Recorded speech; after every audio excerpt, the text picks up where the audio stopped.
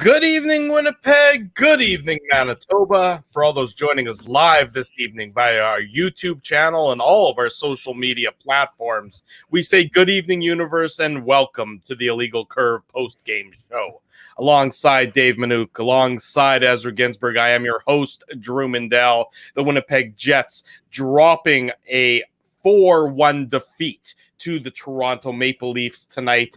The third straight loss for the Winnipeg Jets, the third straight loss on home ice for the Winnipeg Jets, as they drop to 0 wins and 3 losses so far on this 5-game homestand. Gentlemen, nice to see you on this Saturday evening. Lots to talk about. A very newsworthy defeat by the Leafs, by the Jets at the hands of the Leafs. Really, a lot of panic buttons probably being pressed now in Jets country over the past 3 games. Are there panic buttons being pushed? I mean, it wasn't a great game, guys. Like, I don't think anybody's going to think that was a grade A performance from the Jets. That second period was really bad. On that, I counted at least 4 high danger chances that the Leafs had. William Nylander had a really good chance. Austin Matthews, John Tavares. That to me was really the Jets' undoing. And, Matty Perreault had a really good chance, if you guys remember, on the breakaway, and then he took a penalty right after. And that's the power play that I'm referencing in the second period. But, freak bounce goes to Mitch Marner. Obviously, that doesn't help, and you can't fault Connor Hellebuyck on that one. But the Jets certainly had their... I'm going to disagree with you. I'm going to fault him. When the puck is up in the glass, goalies are not supposed to go play it. When it's up in the glass, and I remember talking to our good buddy Dennis Bayak about this with, and he was passionate about this topic. I remember it. When the ring around, when the dump in is up in the glass, stay in your net. And he left the net, and he doesn't know where the bounce is going. But I'm be curious to find out what the approach is from the Jets goaltending. What does Wade Flaherty say to his goaltenders with regard to dump-ins that are up in the glass as to whether or not he should go up and get it or not? Because he got bit by it, and of course it's a terrible bounce, and it goes off the stanchion, and there's no way he's going to expect that to occur. But I'm curious what the Jets' approach is from Wade Flaherty's perspective when it comes to the puck being rung around high in the glass. Sorry for interrupting you, as you go ahead. Sorry, I was a little bit frozen there, boys. And I mean, in the third period, the Jets definitely had their chances, and the Jets. This is a bad stretch for them right now, right? Like we're seeing a Jets team. I think that you're seeing a demoralized bunch, really, and there was just something off, I thought, in this game, and it's uncharacteristic, obviously, for the Jets to take that many penalties, but in the third period, on that power play towards the end there, Josh Morrissey had a good chance. I just thought that the Jets were, for the most part, in this game, but it has to be extremely demoralizing when you've lost this many games in a row and you're building against the Leafs. I actually thought I was here to talk about the Moose. Winners of 5 straight games, lots of prospects playing. I thought that's why you guys had me to come on to talk about the Manitoba Moose riding to victory. I didn't know I was here to talk about Jets. I guess I can do both, but you're a multi-talented kind of guy there, Mr. Minnick. Yeah. I think people are probably going to be more interested in the Moose winning 5 in a row than the Jets losing 3 in a row, maybe. But yeah, I mean, it's a tough game. I mean, look, Mark Scheifele gets benched for 13 minutes of that second period. He was stapled to it after the Jets give up. I mean, the Jets were sloppy on that play. You're 4-on-4. You give up a 3-on-1. You take back possession of the puck. You don't have an effective breakout, really, and you just give the puck. You give up possession again. Scheifele is laissez-faire to get back off the ice, which is, I think he had been on the ice for 1:29 during that shift, and they score. And they scored to make it 3-1. And Paul Maurice is apoplectic, reasonably, and rightfully so. And he loses his mind, and he benches Mark Scheifele.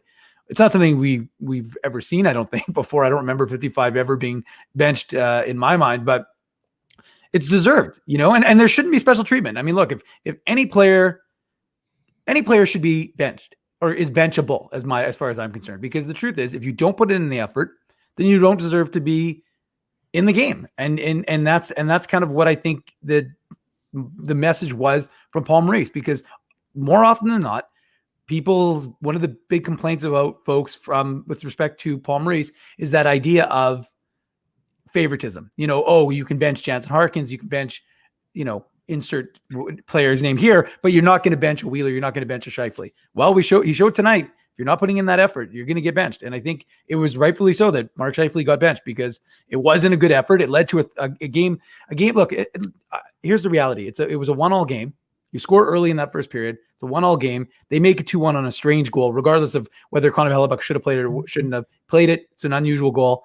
And then it's still within reach, though. That's the thing. And you're kind of in desperation mode, right? We talked about it. What kind of bounce back are you going to have as a team after having 2 losses? We haven't seen this from the Jets, obviously, yet this season. So I think that's one of those situations where you're expecting it. And when Paul Maurice, in a game you're chasing, in your building, having played the game against Edmonton and the last game against Toronto, and you're seeing that kind of effort from one of your alternate captains, it's unacceptable. Well, that's what it comes down to. If you're a leader on this team at this stage in the season, when you have 10 games to go until the playoffs, and you're on Saturday night, and it's hockey night in Canada, and everybody talks about nonstop about how you're such a hockey savant and how all you do is eat, drink, and breathe hockey, you cannot be Mark Scheifele and that effort tonight. Inexcusable. He deserved to be benched. If Paul Maurice had benched him for the entire third period, I would have said it's about damn time. Before this season started, we said the number one thing you need to see from Mark Scheifele this year is a better commitment to a 200-foot game. You haven't seen it. A lot of the time, it hasn't mattered as much. Tonight, his effort, his lack of effort, leads directly to a goal by the Leafs that gave them a 2-goal lead.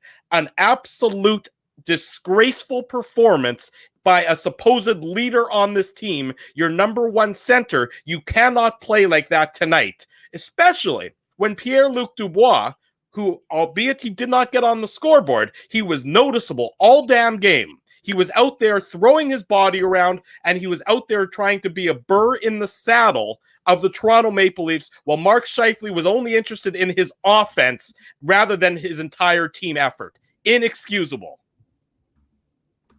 How is the hit on Rasmus Sandin not on Blake Wheeler not a penalty? Like, that's what I want to know. To me, that was absolutely a penalty. Why?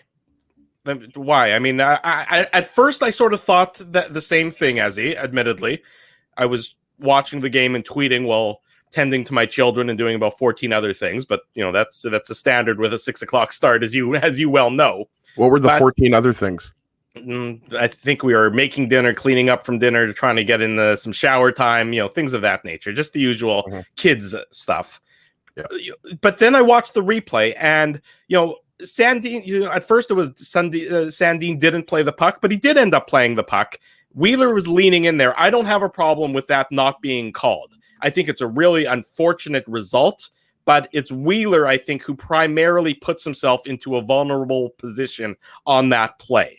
So at my first glance, I agreed with you undoubtedly, but after review, I did think that it was Wheeler who, not through a fault of his own, not that he was, doing something reckless to put himself in a vulnerable position. I think he was trying.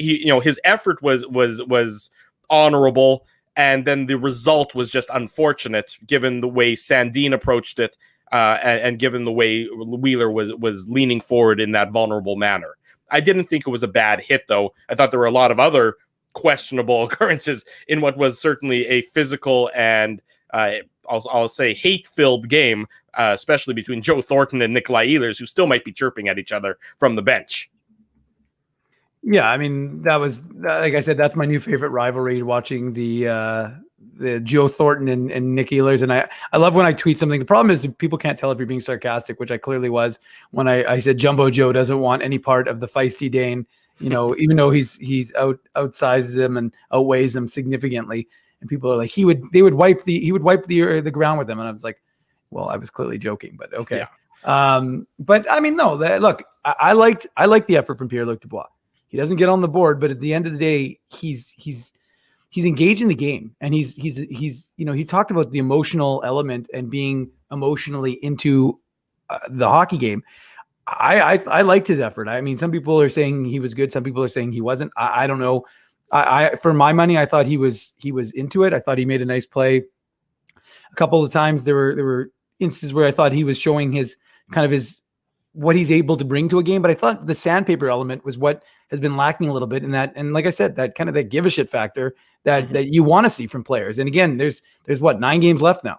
And that's what you need. You need, again, you don't want guys running around playing stupid, but you want guys who care and who are into it. And I think Pierre-Luc Dubois, people have been kind of maligning him for the last little bit, but I think for the last 2 games, this is what you want to see. Again, you want to see more dominance, and maybe that's coming, but I don't know. I thought what he was able to do tonight and the last game against the Leafs, I thought he's kind of brought it a lot more, both from a on ice perspective, but just like I said, from that emotional level, that not taking it over the edge. Well, maybe he did because he got a 10-minute misconduct at the end with Wayne Simmons, but just being engaged in the game. And I think that sometimes that's what you don't see, right? Like from guys. And that to me is what you want to see from a top center on your team.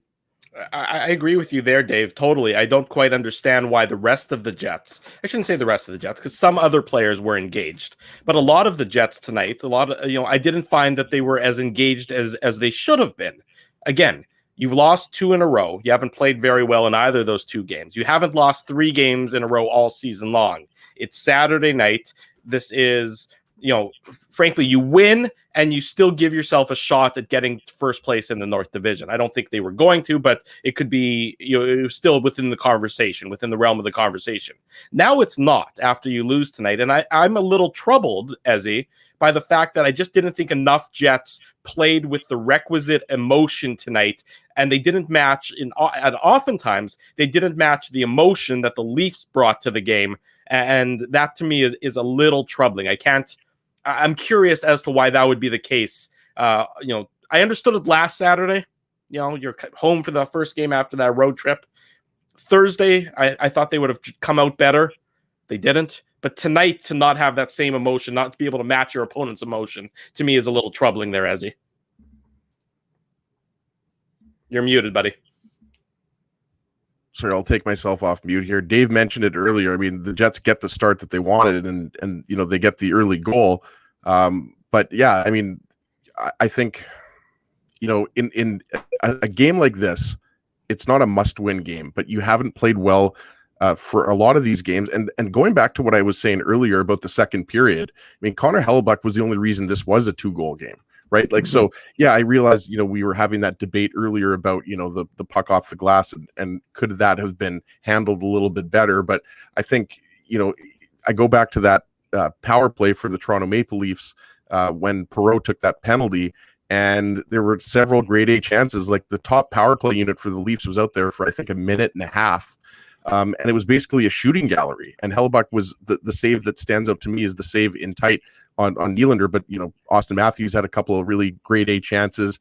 And, it was just, it was one of those games where you just didn't necessarily have the response that you'd like to see from a team who had lost 2 games in a row. And really that's extremely disappointing. And yes, we're going to talk about that up until, the next game, that Mark Scheifele was benched in the second period. As Dave mentioned, it's just not something that you're ever expecting to see. But, just overall, like, I think you would like to see more of a response from this Jets team. And you saw a push in the third period. Like, don't get me wrong. You saw it a little bit, but, it was too little too late. And, they're going to have to turn this around. They've got 2 big games coming up against the Oilers, the team that you think you're going to play in most likely in the first round. And you've struggled against them as well. So, this is gut check time. Yeah, it's undoubtedly that it's gut check time. And I mean, I think, look, the Jets have not played well for the last 3 games. No question about that. They have the 2 against Edmonton where they can quickly change the narrative if they're able to defeat the Oilers, and if they're able to, sort of put that narrative to bed that they have trouble against the Oilers, because that was always the storyline, that the Jets were better against the Leafs and had trouble with the Oilers. But there's a lot of warts in their game right now. Now, I think what you've seen this year is that every single North Division team, especially the top four, because frankly, who really cares about the other three? Every single team in the top four in the North Division has had times where their game has gone to shit a little bit. Remember, it wasn't that long ago where the Leafs lost 5 in a row. In fact, it was Thursday night when they. It was 2 nights. It was 2 games ago. So from the Jets' perspective, and I'm reading Josh Morrissey in the post-game comments over here on the right side of my screen here, and he's saying, what's the takeaway from tonight is that you have to make sure it doesn't become 4 games in a row. It doesn't continue the snowball. But I think what you're seeing with the Winnipeg Jets is that this is the lull that it appears that most teams are going through in the North Division this season. The question is, from the Jets' perspective, when do they get out of the lull? Because if this lull continues on Monday, if this lull continues on Wednesday, if this lull continues next Friday, your next 3 games all being against playoff opponents, then your lull is no longer a lull. Now your lull is a 6-game losing streak. And if the panic button hasn't been pressed already, it's certainly going to be pressed by then. So that is what it's incumbent on the Jets to find their game in the next 24 to 36 hours. By the way, they're off tomorrow. They're off tomorrow, so they'll come back on Monday. That's fine. You come back on Monday, and you got to have a good game day skate, and you got to be ready for the Oilers on Monday, and you can quickly change the narrative back. But if you don't, then all of a sudden you really got some significant troubles. And tonight's game certainly it shows a team that is maybe right now not playing with a lot of confidence and not playing with a lot of poise and not clicking on all cylinders right now, Dave. Yeah, and look, that's not an excuse. It's just the reality. I think that you can. But I'm not excusing. No, I know, and I think like it's incumbent on the Jets to figure this out and to rectify it and right the ship on their own. I mean, we're not going to sit here in this post game chat and figure it out for them. And they're going to go, Eureka! Now the illegal curve guys have figured it out for us. But I mean, look, guys, every team, every fan base has been apoplectic at their respective teams that they watch or cover, because this has happened to the Oilers. It's happened to the Jets. And at the end of the day, like, look, the Jets, we didn't think the Jets were as good a team as the Toronto Maple Leafs, right? Connor Hellebuck is generally going to be your saving grace for the Winnipeg Jets. But I think ultimately you've got a team, that Toronto team is a good team. They just are. People might not like it. And again, that was a good team that had lost 5 straight games.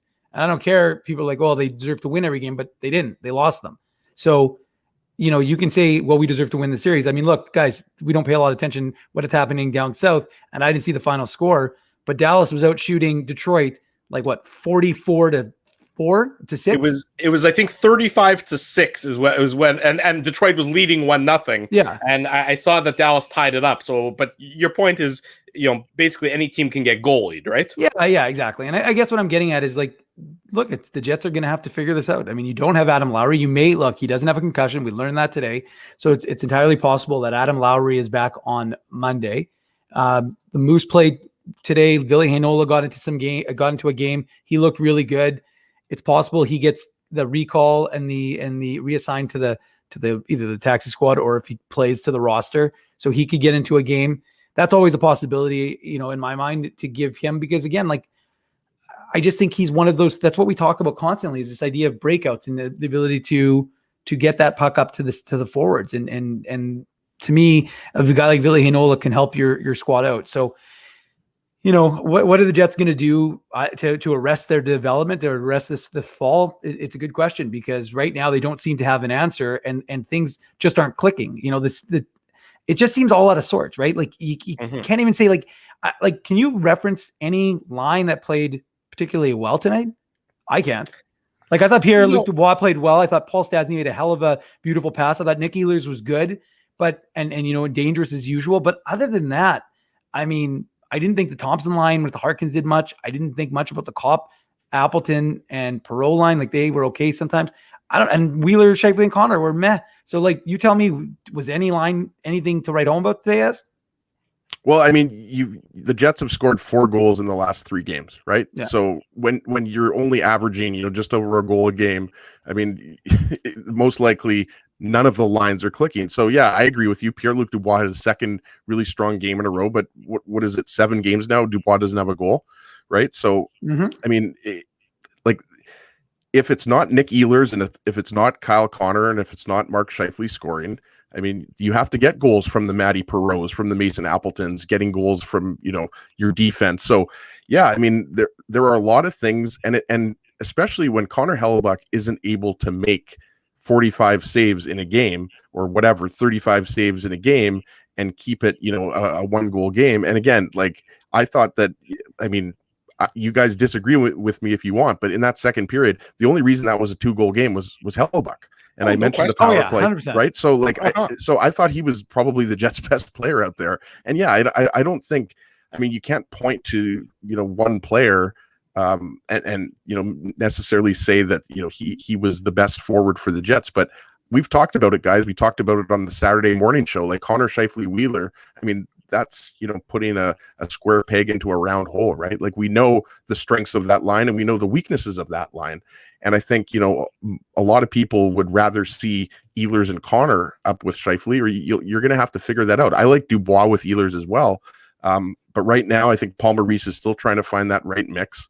And, you wonder if you maybe have Andrew Kopp back on the wing with Adam Lowry out. Like we talked about that as well. Like, I think I like that move, and then having Stastny up the middle. But Paul Maurice has been hesitant since Stastny came back to being a Jet to have him up the middle. He's been a winger for the most of the year, so we'll see what happens. But there's no doubt that the Jets are struggling offensively. I think defensively, this is kind of what you expect from the Jets, right? Regularly outshot.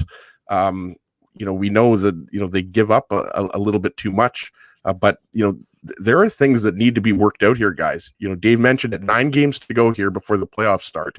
2 crucial games against the Oilers. You've lost to them already 5 times this year. So, there's not a lot of joy in Joyland right now. And I agree. I agree with Josh Morrissey. Like, you definitely do not want to lose a 4th game in a row. Like that would just be so demoralizing. I mean, even more demoralizing than losing 3 games in a row, obviously. You know what, to your point, if the Jets don't put their best effort of the season on Monday, I would be like, there won't be an explanation. And again, that just because you do doesn't mean you're going to beat Connor McDavid because he's the best player in the world. But you better bring like all double barrel shotgun like on Monday, because there's no excuse. Like you're it's not that you're out of a rhythm. You're back in that rhythm of playing every second day. You'll have had a rest today, but I mean, if you're not a pissed off team and if you're not going to take that out on your opponent, like there won't be an explanation. That'll be a real quiet post-game show from us on Monday, because if this team doesn't bring it and they don't and they don't play a full 60 like with heart, there just won't be an explanation. I don't think for the team not showing up again in a critical game against an Edmonton team that you haven't had a lot of success against this season, and now you're pissed off because you lost 3 games in a row. Yeah, I agree with you 100%. By the way, Sandy and G is asking if we think that the DeMello embellishment was the good call. No, I don't think it was. I think also Jake Muzzin, it looked like he punched DeMello as he was going down. So I didn't, again, I thought this was the second night of poor officiating. But again, we're not going to blame the officials for the end result. But no, I thought that embellishment call was a bad one. Yeah, I mean, look, I thought there were a lot of, the last 2 games, the officials have not been operating, I'd say, at a 100% level, but that certainly is not the reason why the Jets have lost either of these 2 games. The Jets have lost both of these last 2 games because the Leafs absolutely were the better of the 2 teams. Yes. So you can say what you want about the officiating, and you can say that, and I'm sure, Leafs fan is equally apoplectic about, some missed calls about, I was reading over here on my right side, my second screen, Joe Thornton was saying that he was so upset with Nikolai Ehlers because there was a slash by Ehlers that Thornton didn't like, and he thinks that Department of Player Safety is going to get involved and they're going to take a look at the slash that Ehlers leveled on Joe Thornton. Well, frankly, I mean, Department of Player Safety better not be looking at anything, because it was certainly a two-way street. Both teams played a chippy game. That's how it went. And the Department of Player Safety, which is, a ridiculously named group because they don't actually do anything about player safety, has basically said, look, the whistles are put away. If there's something egregious, maybe we'll give you a $3,000 fine. But at this point in time, both of these teams know that you can pretty much, take your skate off and try and slash a guy's jugular, and that might only get a minor talking to or a 10-minute misconduct at the very worst. So that's the rules. Yep. Go ahead. I was just going to say, the framework has been established.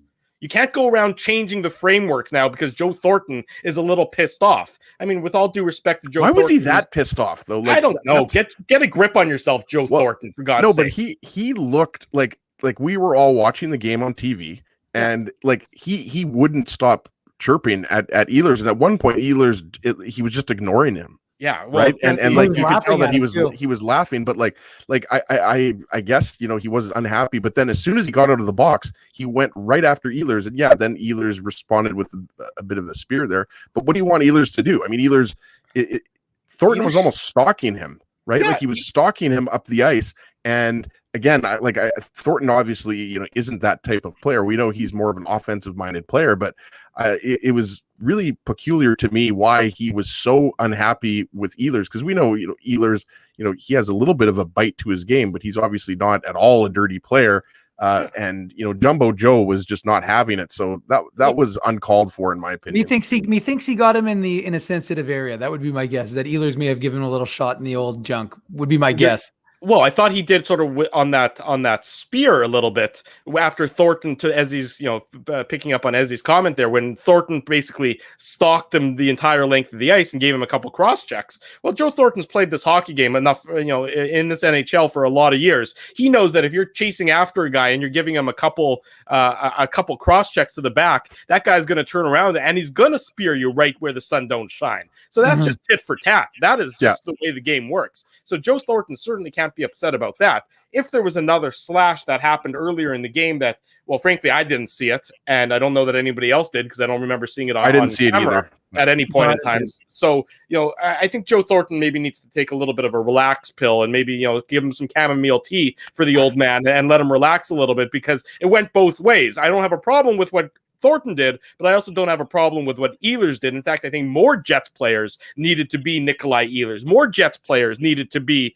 Pierre-Luc Dubois. More Jets players needed to go and have some bite in their game. Matty Perreault had a good game. Matty Perreault with a little bit of bite as well. The Jets needed more of that, not less of that, no matter what Joe Thornton might have to say about it. And so, Drew, to that thought, so here's Paul Maurice on benching Mark Scheifele. We have some things we value as a group. We have to adhere to our core values. Mm-hmm. So clearly, again, there's an expectation. If you're going to do what Mark Scheifele did, which was being laissez-faire, first of all, probably he's pissed because he took way too long a line. He was on for too long, the shift. And then he got off casually. I mean, again, and which directly led to a goal. I have no problem. You deserve to be benched. No, I don't know if Mark Scheifele spoke post game. I don't know. I know you said Josh Morrissey did. I don't know that Morrissey and Hellebuck I believe are the only two Jets players, and Maurice obviously spoke as well. But no, which I'm a little surprised about, to be perfectly honest. I thought Scheifele would be in front of the camera. He wouldn't say anything, but that's certainly his prerogative to not say anything of any interest. But now, by him not speaking, it now becomes a story on Monday. And now it carries over until Monday. Yep. So the first person that the Jets are going to want to speak to on Monday, look, they did Wheeler, who didn't have a good game tonight. He was fairly invisible for the most part. I mean, he had, the biggest impact he had was Sandin's hit on him. That was his most noticeable part of the game. Which Maurice said he didn't have a problem with, for the record. Right. Right. So exactly. So Maurice said that's a legitimate hockey play. So Wheeler didn't speak and Scheifele didn't speak tonight. That to me is a little bit eyebrow raising, because those again are supposedly your two leaders when it comes to your forward. No, they're not supposedly, Drew. They are, and obviously Wheeler. And I'm agreeing with you. I think, and especially Wheeler, because he speaks almost after every game. He's the captain. Especially when they lose, he speaks. He speaks almost every game that they lose. Not necessarily when they win, but definitely when they lose. Sorry, I think it goes back. No, it's all good. I think it goes back to what Dave said before, though. The game on Monday against the Oilers, whether they win or lose, that's a game that if you don't see the Jets busting their buns for every single loose puck and trying to win every individual puck battle, it has to be that type of effort game.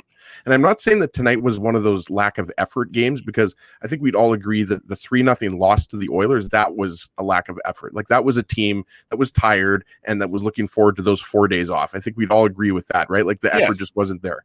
So this is a game, and specifically, you mentioned Scheifele and Wheeler, Drew, like, this is the type of game where those guys have to lead by example, and they have led by example for many years now for this Jets team. But these efforts are not good enough, guys. Like, yes, the Leafs are the top team in the North Division. They're the most skilled team.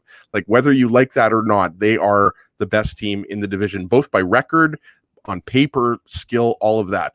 But the Jets are also a really good team, and they can play better than this. So you're talking about Scheifele, you're talking about Wheeler, Paul Stastny. These guys have to step up. I need to apologize to Blake Wheeler. He did speak after the game today. I missed the thread of comments, but I do need to apologize, and I do apologize to all the listeners and the viewers of tonight's post-game show. Okay. Wheeler did speak to the media. Obviously, the media did ask to hear from Mark Scheifele as well. Mark Scheifele was not made available. So Wheeler did speak, and I do apologize to Blake Wheeler, not that he gives a damn about my apologies or my praise or my criticism, but I do want to make it clear that Blake Wheeler did speak on behalf in his role as Winnipeg Jets captain tonight. It happened much earlier on in my Twitter thread. I didn't scroll down far enough, apparently. Right. And you know what? I don't think, this game is really going to have any impact on anyone's opinion on Mark Scheifele, going back to, the benching. I just think his response, there's no doubt. Like, would anybody be surprised if he has 2 or 3 points and has one of his best games of the season? Like, Scheifele right now, is not happy with his game, and there are a lot of Jets that are also not happy with their game. So, this is a wake up call, guys. This is probably the most adversity this Jets team has faced this year. Yeah, there's no question. This is the first. I mean, look, the when they lost 2 in a row. And I think people were upset about that, a little bit tongue-in-cheek. Losing 2 games in a row in the NHL is not anything to get worried about. So, I mean, I think when that happened, people were like, upset, but again, a little bit understanding of it. When you lose 3 in a row, and you lose 3 in a row on home ice, and 2 of them are on nationally broadcast games on Hockey Night in Canada, and the other game is to the Leafs, and you haven't played well in any of those 3 games, people are more upset. People are more worried. People are concerned that 9 games ahead of the playoffs, Dave, your team is now going through a degree, more than a degree, a legitimate degree of uncertainty at this point of the season. This shouldn't be where the uncertainty exists. It's, when you're down into the last, few games of the regular season, Dave. Yeah, I mean, again, I think there's flaws to the Jets team. I mean, I think we've known that for a while, and there, a lot of times flaws can get overlooked based on, the play of Connor Hellebuyck. But if Connor Hellebuyck isn't, to Ezzy's point, making 45 saves, then you better have a pretty stellar performance from the rest of your team. And if you're not going to have that performance, then you're probably going to fall to a superior team. And that's what happens, a number of times so far this season. And look, at the end of the day, the Jets are still 27, 17-3. They still have a pretty good record. They're still going to be a playoff team. People are going to say they're going to be 4-out. I don't personally think that's true. I think at the end of the day, again, we'll see what happens. We'll see how this ends up. We expect them to finish against Edmonton. And play against Edmonton. I still think that'll be an interesting series. I wouldn't go so far as to say it's a sweep. I don't think you can predict that anyways, because it's a point that was made on our show earlier this morning by one of our guests. I think it was Mike McKenna, who's a former player, and he knows a thing or two about hockey. What did he say? He said, an injury to 1 or 2 critical guys, something we saw with the Jets in the bubble last year, changes the whole dynamic of your team. So I mean, to make predictions now. I mean, look, if your team is healthy, their team is healthy, and you're battling it out, well, then maybe you can make a prediction. But as we well know, things can change quickly, and we don't know what it's going to look like in 3 weeks' time when the playoffs come around. So, again, like I said, the pronouncements and the burning it all down, it's just again, you don't plan parade. Like you've got to keep even. I mean, I'm not trying to, again, I'm not making excuses. The Jets play like shit. I'm not afraid to say the Jets play like shit. Okay. But at the same time, Shit. But the point, at the same time, at the same time, you don't get too worked up over it because while I think it's not good because it's now you've lost to Edmonton and twice against Toronto. It's not the end of the world because you can't get too high off after a win and you can't get too low after a loss. So again, the response is critical. Monday's game is massive. Monday's game is a massive game, I think, for the Winnipeg Jets. Yes. Again, I don't think it's going to tailspin the rest of their season, but it's more about what kind of response, what kind of internal fortitude does this team have to respond after 3 games. You had one of your alternate captains benched, your goaltender who's again, I agree with Ezzy. I thought Connor Hellebuyck was solid, obviously, other than that looper, but you got to respond. You just can't have a poor effort on Monday. By the way, it seems like Sorry, go ahead, Drew.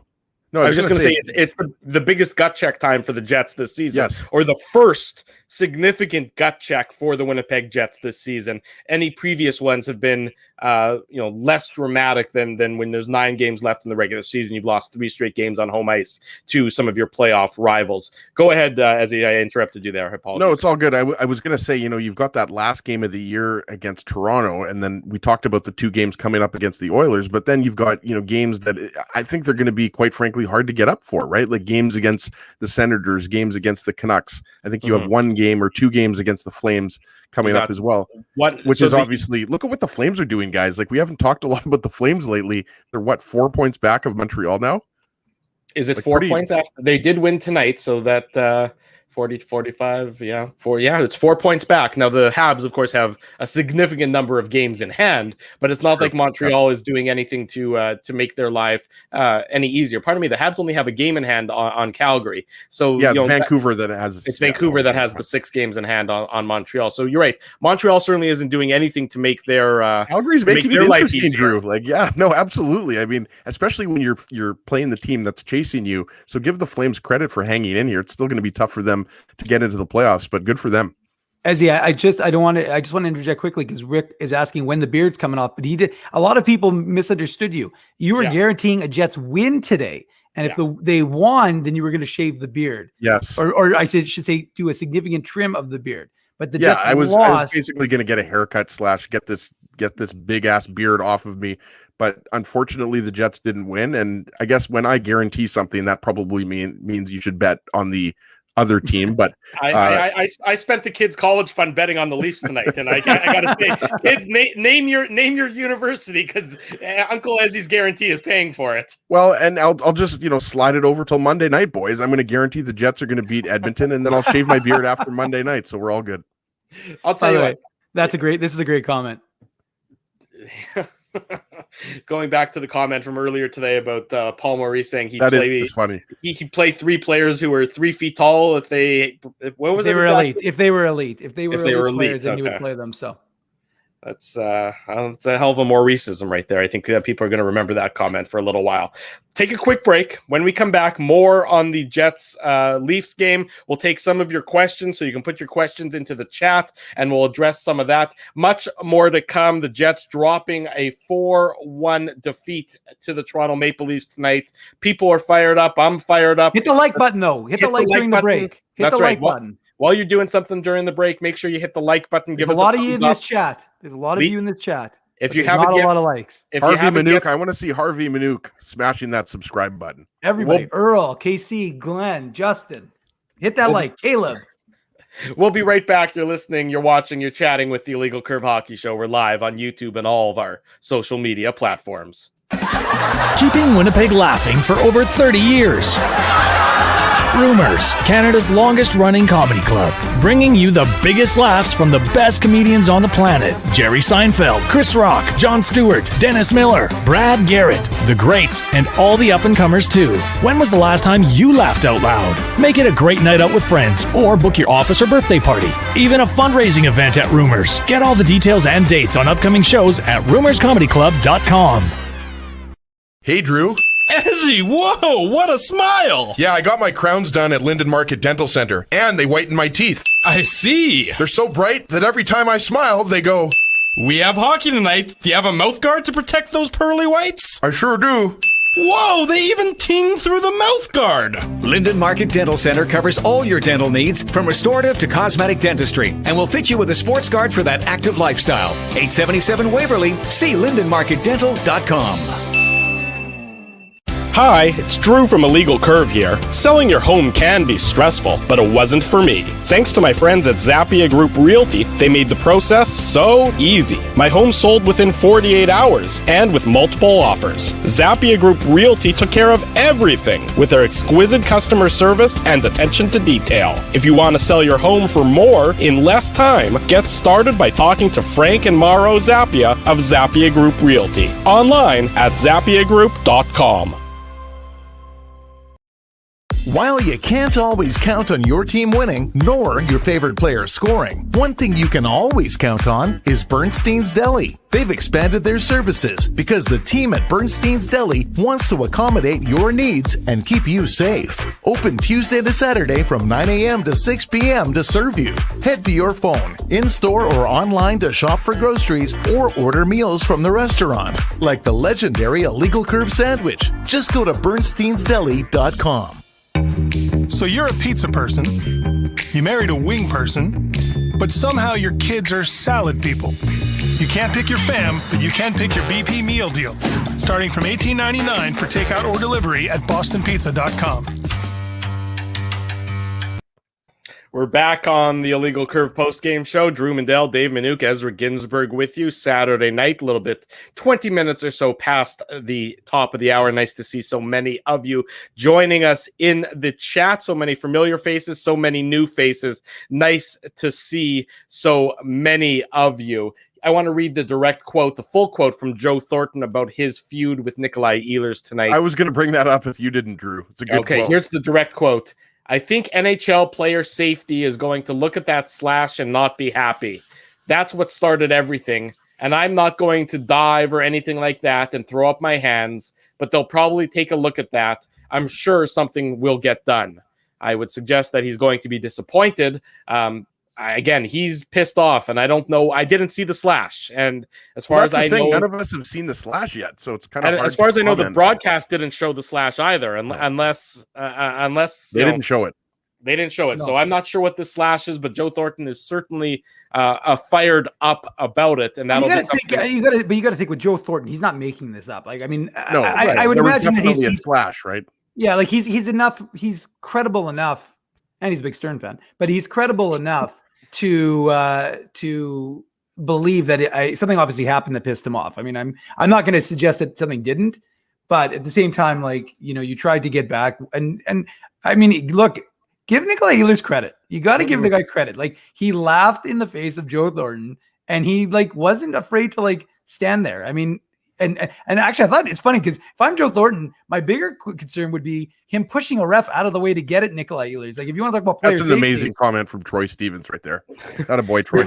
but you're right, Dave. I noticed that. That's when they both got coincidental minors towards. And I the just end thought of to the game myself, there. like, I was just like, hey, we just pushed the ref out of the way. I mean, again, I don't really care, but I bet our friends at Scouting the Refs might have an opinion as to what the about that move, if you will. He definitely made. I don't think they're. I don't. Sorry, go ahead. He definitely made aggressive. He definitely made aggressive contact with an official in an effort to get at Ehlers. Now, I'm not advocating for it to be an abusive official penalty or anything like that. Yeah. But he definitely was. He was so pissed off by that slash that none of us have seen that he certainly lost his mind a little bit. And you don't see a veteran player like that. And remember, what was it, 2 weeks ago on a Saturday night? Was it 2 Saturday nights ago where Corey Perry basically was banished to the Montreal Canadiens dressing room after that 5-0 game when he lost his cool. So, you know, Thornton, Perry, I don't know what it is about some of these old timers as of late. I mean, I like calling them old timers because even though I think they're still younger than I am, but that's a separate issue altogether. But, you know, it's certainly very interesting that a lot of these, Thornton and then Perry a couple of weeks ago getting fired up, having played against the Winnipeg Jets. Drew, I was going to say there isn't an amount of money high enough that I wouldn't pay to hear what Joe Thornton and Nikolai Ehlers were saying, both on the ice and in the penalty box, because Thornton, he wouldn't stop. Like, don't get me wrong, like Ehlers was chirping him a little bit on the ice and in the penalty box as well, but like Thornton, like he didn't stop. It's like he was trash talking for the full 2 minutes he was in the box. So you're right, he was upset, and it seemed like, you know, when he came out after the original penalty, he was much more upset, which is weird because you would think that, you know, he would cool off a little bit in the penalty box. So he had an axe to grind with Ehlers. So hopefully, you know, someone will post that on social media. I'm sure someone will find it and we'll see it. But yeah, like it goes back to what we said before, though, guys, right? Like between the Jets and Oilers, the Jets or Leafs, or the Jets and Oilers, like these teams have played each other so many times in this unique season. They're fed up, right? Like I think there's probably a lot of players, you know, if you injected them with truth serum, that would say, let's get the playoffs started already, right? Because there's going to be a lot of games towards the end of the season we talked about between the Jets and Senators, Jets and Canucks, that aren't going to have a lot of impact on the standings at that point. So I think you're going to see this type of hockey, you know, played a lot here. And I really do think the Jets and Oilers is going to be a chippy game as well, because these two teams know there's a good chance they're going to play each other. You're exactly right, and I'm multitasking here, and I'm looking at our Twitter feed, and Farms on Twitter sent us a video of Joe Thornton after a whistle going up and giving a little bit of a little spear poke into the nether regions of Matthew Perreault. So again, pot kettle black, as it usually is, you know, when it comes to professional athletes. But for whatever reason, it was certainly a battle to watch all game long between Nikolai Ehlers and Joe Thornton. And that was a little, I'm just watching it right now, Drew. That was it wasn't anything significant. It was a little, that was nothing. I know it was, but I'm just saying that, you know, it does go. Look, Joe Thornton is not shy about also putting his stick. He didn't have a halo above him, that's for sure. That's my point. Is like, you know, you don't survive in the NHL for this many years without knowing the little tricks of the trade. And Joe Thornton is able to employ those tricks as well as anybody else. And that's not a criticism of him. Good for him. You know, you're Joe Thornton. You've earned the right to be a little bit of a bear on the ice every now and then. But when he comes back at you in the same way, you can't then complain about it. I really do want to see what this slash was, because again, nobody has been able to pinpoint it, but it's left the guy absolutely apoplectic and furious with Nikolai Ehlers, the likes of which you don't necessarily see on a regular game basis. Yeah, I mean, I again, like I said, it seems to become a little bit of a sideshow. I was definitely enjoying it. I thought it was Sorry, I'm trying to keep it together. That's the thing with this format. Like, you see these comments, and it's impossible not to laugh at that one from Kenny's water bottle. I love it. Well, I mean, is Kenny's water bottle? Is that Ken Wheat's water bottle? Yeah, because Sean made a point about Kenny being very hydrated. So, although the only thing I will say, Kenny's water bottle, is that your image should actually be Kenny's water bottle, not a picture of Paul Maurice. I'm not trying to chastise you. I'm just giving you a little tip. I think personally you should probably go with a picture of Kenny drinking from the water bottle. That would be my thing of what your image should be. But I like the name. And frankly, Dave, what are you talking about right now? No, he's right. He's right. If we're the post-game show and Ken and Sean are the post-game show, I would tune in for the post-game show featuring Kenny's water bottle and Sean's headband. I'm just saying, guys, you need to make that happen. You know, there needs to be at least 3 or 4 post-game shows happening after each and every Jets game, but one after another. I want there to be a show going on at 4 a.m. that is only watched by like 3 late night security guards and the unemployable. That's what I also want going on there. You know what I think has happened? I think we've done so many post-game shows that we're absolutely losing our minds right now. I think that's what's happening. That's a fair point as well. I saw some questions coming into the chat, and we encourage you to drop some questions in so that we can we'll address some of them. Sort of, how do the Jets get better on Monday? What do the Jets need to do on Monday to ensure that they're back to being the team that we've seen a lot this season, that was, you know, at the top of the North Division or right next to the top of the North Division, and not the team that we've seen as late that's been struggling to get goals and struggling to get wins together?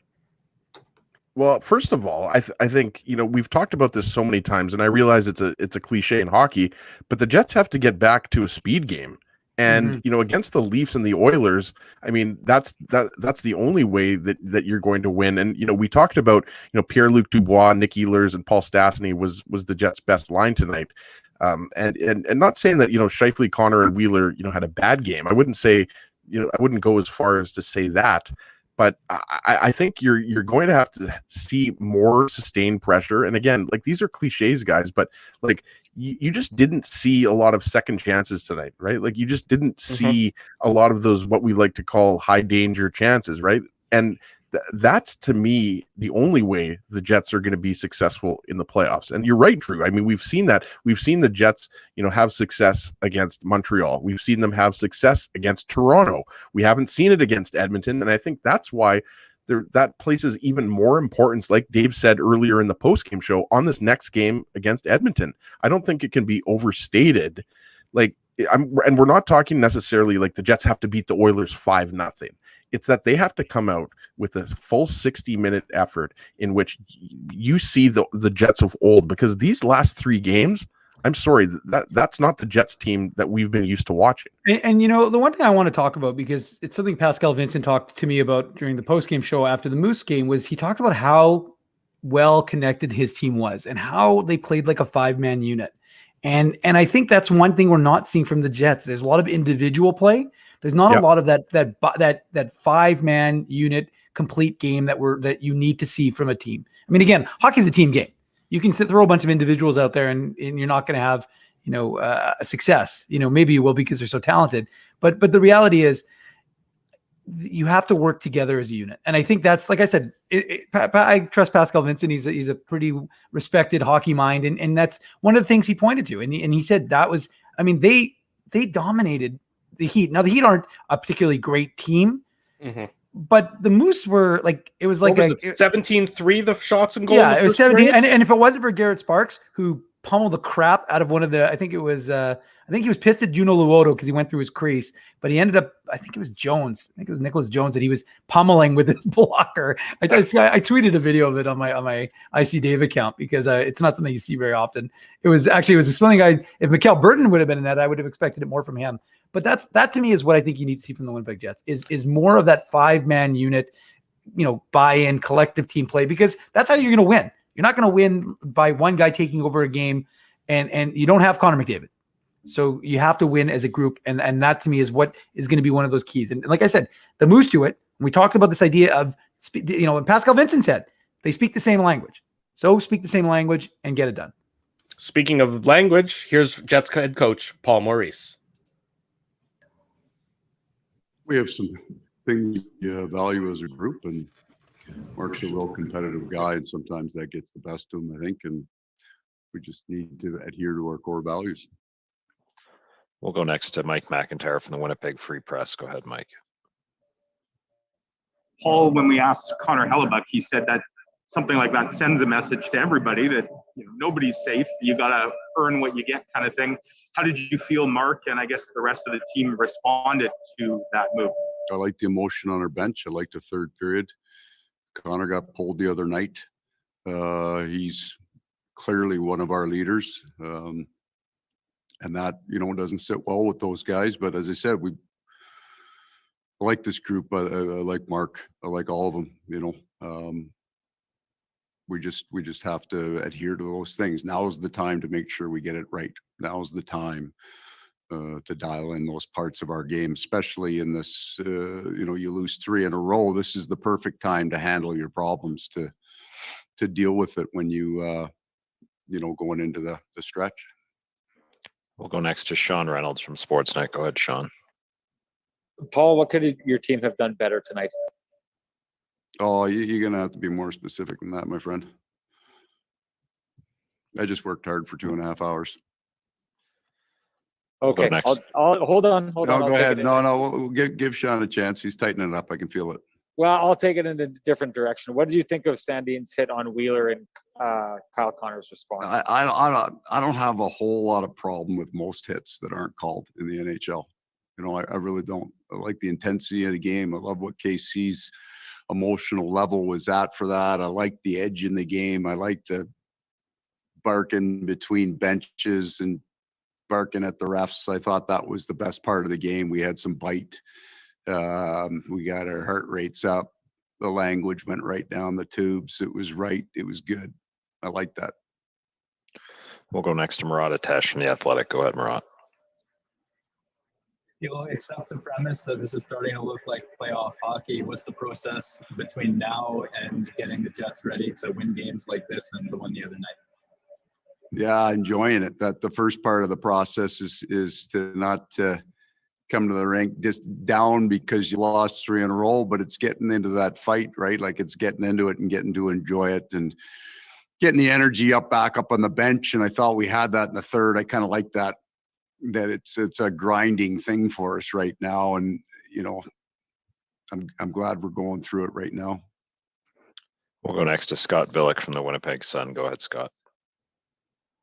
Well, do these benchings, do they happen in a vacuum, or is this something that you saw kind of coming for a little bit? Like, is this something you needed to respond to, I suppose? Oh, it's something we've been good at for the year. We're just not going to lose those good things now. That's all. We'll go next to Paul Friesen from the Sun. Go ahead, Paul. 3 losses in a row, Paul, for the first time. Yeah. First place, tell me where it leaves that hope, I guess, and what does this? How does this set the stage for 2 versus Edmonton then?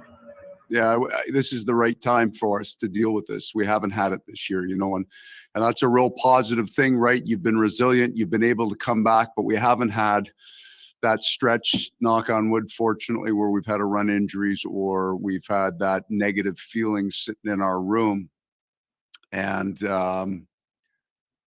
you know, you hate losing hockey games, but you got an opportunity to deal with it now and talk about it and get it out there and get our energy level right. You know, they just lost 5, so they had it right when they came in 2 games. We're going through it now. So Edmonton did earlier in the year when Toronto ran 3 on them at home. So this happens to every team. It just hasn't happened to us yet. So here it is now, and we got the next 3 will be against playoff teams, and we got to find our way out of it. Thanks very much, Paul.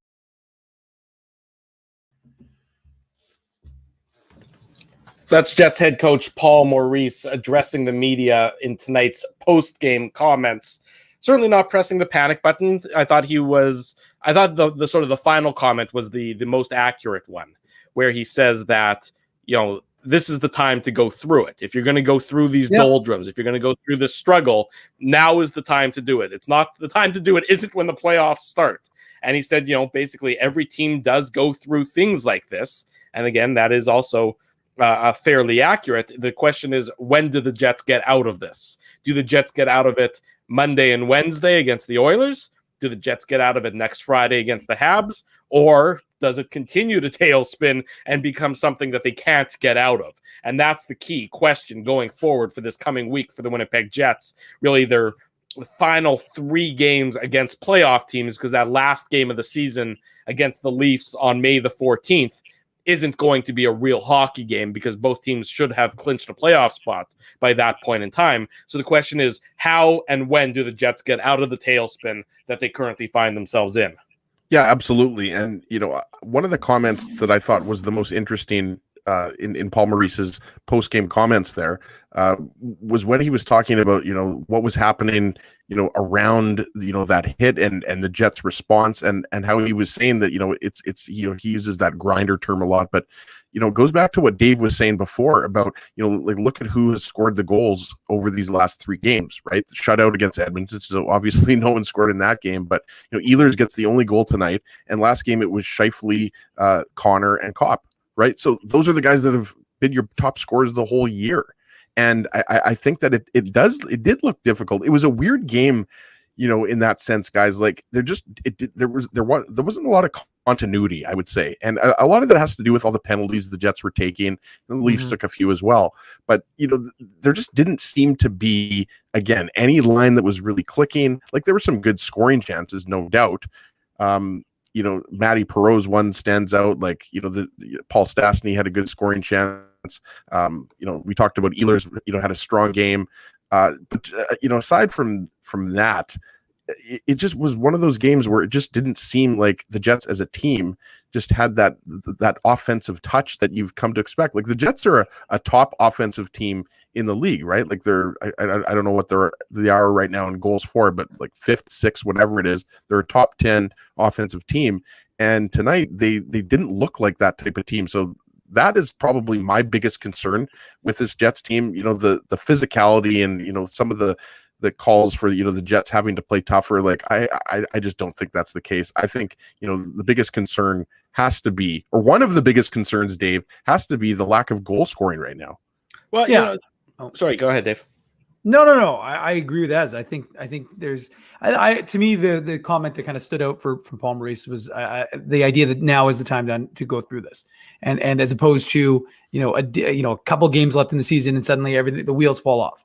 So look, if you can turn this around and you can get your team rolling again, then people are going to be less concerned. If you can go and beat Edmonton, suddenly blow it all up is nothing. If you lose all 5 of these games, or you only win 1 of the 5 at home, folks are going to be concerned in that panic button, as opposed to the like button for the record. That's a segue to start hitting that like button, folks. Make sure you hit that like button. Anytime anybody wants to talk about the panic button, I'm talking about the like button, because forget about the panic for the Jets. You like illegal curve. Make sure you hit that like button. Anyways, back to Paul Maurice. So I would just say that, and as he's 100% right, you got to score. You got to score. You can, if you don't score, I don't care how good Connor Hellebuyck is, he's not scoring goals for you.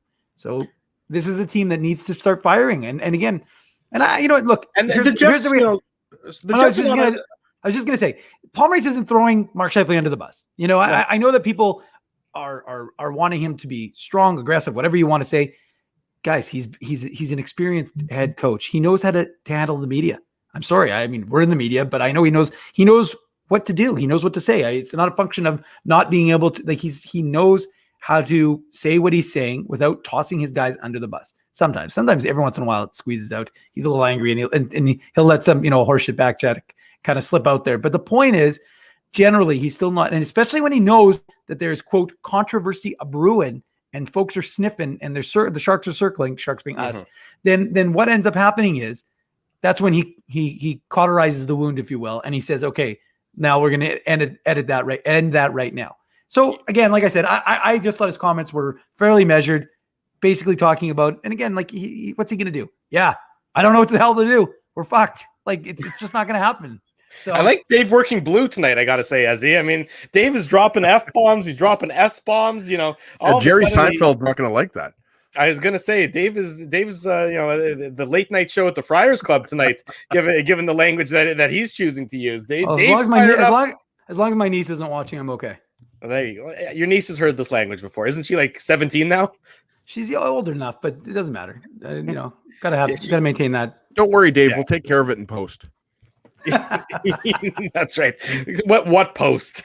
That's the only problem. Our post production is Dave just uploading it, but that's okay. Yeah, that's the way it is. There you go. Dave After Dark. That's pretty funny there, Troy Stevens. I agree with that. Question from Paul Adet there. Did the Moose play tonight? The Moose played this afternoon, and they were victorious. Eric Comrie becoming the all-time wins leader for the Manitoba Moose among goaltenders. So that's great for Eric Comrie, good friend of ours, good friend of the show, and great for him to be so honored to become the all-time wins leader for the Manitoba Moose. And I tweeted it. I know you tweeted it too, Dave. He's just such a nice guy that I know in the media you're not supposed to root for people and you're not supposed to care who wins, but it's nice to see nice people get rewarded. And Comrie certainly counts as a nice person getting rewarded. Yeah, there's no question about it. And he passes Corey Schneider, who's got a storied legacy with the Manitoba Moose 1.0. So well-deserved. And, it's funny. I asked Pascal Vincent after the game today, I said, Pascal, like what you've been around since Eric Comrie was drafted. You're the head coach. You know this guy as well as anybody in the organization, maybe aside from Rick St. Croix, the goalie coach with the Manitoba Moose. And I said, what can you talk about his impact? And he looked at me through Zoom, of course. And he said, Dave, there's not enough time. And it's true. Like, that's how much he, and he's, the other thing he said about Eric Comrie is he said, the players played for him tonight. They really did. I mean, remember, he hasn't played a lot of hockey this season. This was only his 3rd game. He's played one AHL, one NHL game, but he's an MVP guy for this team. The players love him. And again, like you could just tell, like Juno Luoto got the puck from the final game puck for him. So yeah, well, speaking of Eric Comrie, he's going to be on the post game show with Ken and Sean. He's actually on now. Oh, he's on right now. So they're going to start. So we're probably going to wrap it up relatively soon. But you know, and again, like I said, the Moose.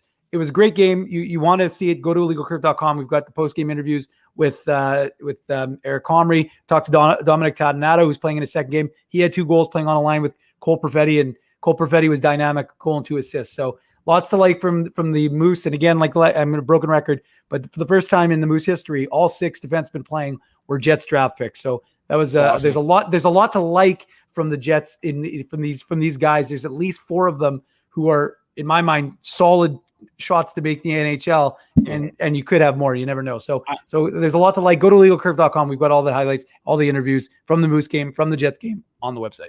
And I would not be the least bit surprised if that last game of the regular season, that Friday, May 14th game, if the starting goaltender for the Winnipeg Jets for that game would be Eric Comrie. That would not surprise me at all. You know, throw him a bone, get him a game at the NHL level this year. Maybe Cole Perfetti, maybe Dylan Samberg. I would expect Cole Perfetti, Dylan Samberg, all those guys who are going to eventually become the Black Aces for the Winnipeg Jets once the playoffs begin. I would not be the least bit surprised to see. It'll be quite an interesting lineup likely on that Friday, May 14th, but we still got about 9 or 8 games before we get to that final game. Ezzy, your final thoughts for tonight before we wrap it up and we send everybody over to Kenny and Rennie to keep the post-game conversation going.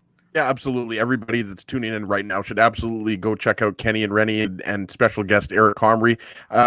Final thought, Drew, just, Jets have to win this next game. Like I think that's Captain Obvious speaking, but the man wants his beard off. He wants his beard off badly. No, exactly. Like that's kind of why I was a little bit depressed to start off this post-game show, because I really want to shave off my beard, Jets. So let's get that win against the Oilers, and let's get back in the win column. There you have it. That's good final thoughts from you there, Mr. Ginsburg. Want to give a big shout out to our sponsors, Rumors Restaurant and Comedy Club, Linden Market Dental Center, Bernstein's Deli, Zappia Group Realty, and Boston Pizza. Support these fine local businesses because they support Illegal Curve Hockey. We thank everybody for joining us both this morning with the Illegal Curve Hockey Show and tonight with the Illegal Curve post-game show. We always appreciate the interaction, the conversation, the chat, less so than what whoever JH is doing in the chat right now. It might be that he gets a bit of a put user in timeout, and I have the power, and I just used it accordingly. You don't get to yell at our fans, JH, when it comes to that. Not only the only people who get to swear. Dave is the only one that gets to swear. That's right. The only person who gets to swear on this show is Dave Manouk. For Dave Manouk, for Ezra Ginsburg, I'm your host, Drew Mindell. We'll be back Monday night with the post-game show after the Jets and the Oilers. It's a late game, 8 o'clock puck drop on Monday night, so post-game probably around 10:30, 10:35, give or take a couple of minutes there. But until Monday night at around 10:30, we wish you good night and good luck, and thanks for watching the Illegal Curve post-game show.